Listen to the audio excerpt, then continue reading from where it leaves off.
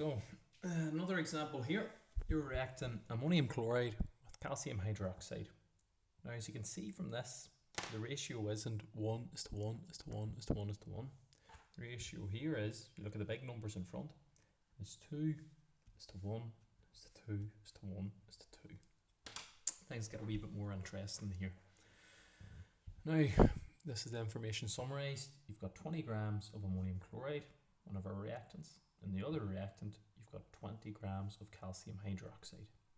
Now what you've got to do is determine the limiting reactant.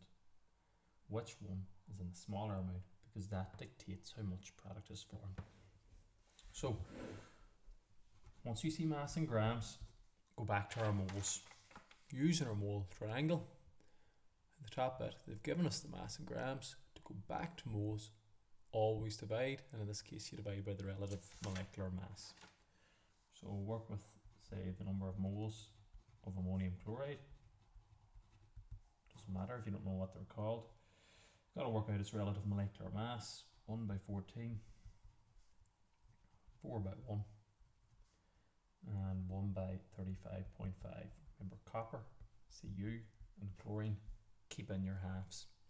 And that's 53.5. Yeah, 53.5.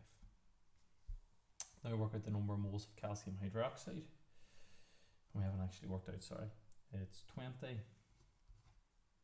mass in grams, divided by its relative molecular mass, 53.5.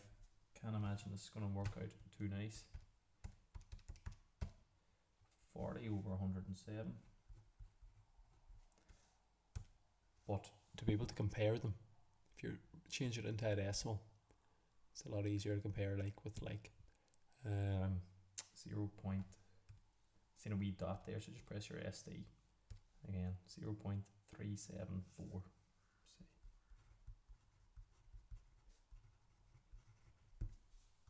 Now you've got to work out the number of moles of calcium hydroxide.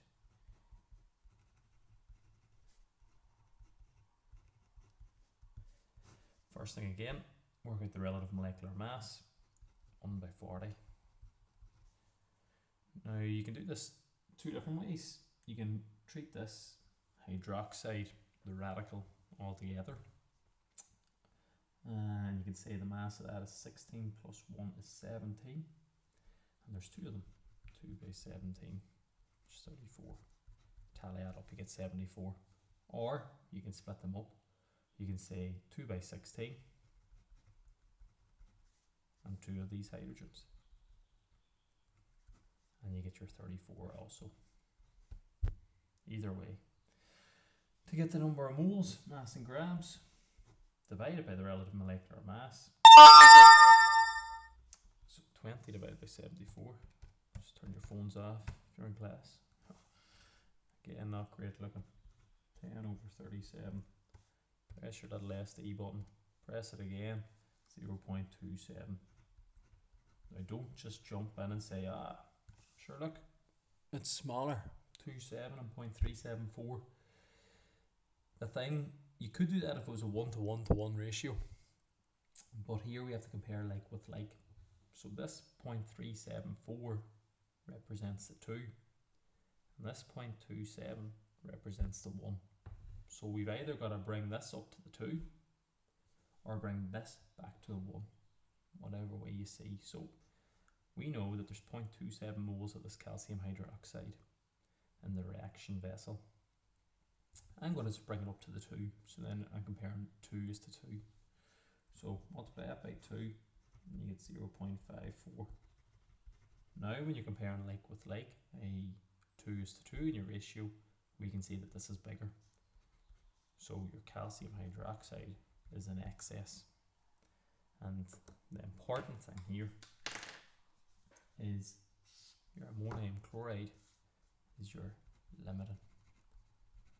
And that's what you're going to work with. You could have alternatively divided that by 2. I just couldn't see the answer as easy in my head. So 0.374, divide that by 2, and you get 0.187, which is smaller than 0.27. So either way, the important thing is pick out which is the limiting reactant and then work with it. You're going to use it. So again, you can either use 40 over 107 or 0.374. The more decimal points, or the more numbers after the decimal point that you use, the more accurate your result will be. But they'll give you a range of results in the marking scheme. So I'm just going to throw in 40 over 107 up here. Now actually, because they're not in a 1-to-1 ratio, I'll use this. So 0.374, 0.374, filling all my 2's, 0.374. And then to work out here, I'll use this answer here, 0.187, just divided by 2. Now what